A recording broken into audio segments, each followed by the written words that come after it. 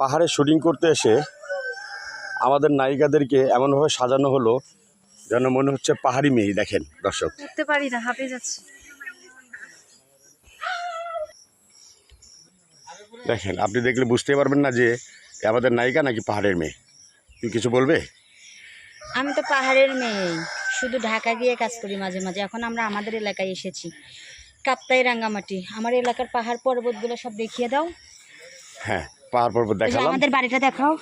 হ্যাঁ, এটা হলো পাহাড়িদের বাড়ি। দেখেন, পাহাড়ির সাজ নিয়েছে আমাদের নায়িকারা।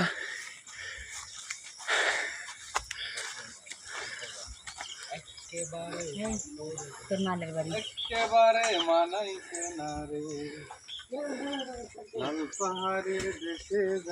লাল পাহাড়ি। অত কিছু বলবা? হাঁপিয়ে গেছি আপাতত। হাঁপিয়ে গেছে আমাদের পরিচালক। একেবারে মানাইছে না রে গানটা গান। লাল পাহাড়ির দেশে যাবি, হারি আর মাদুল ফাবি, মেয়ে মরদের দরদ ফাবি রে।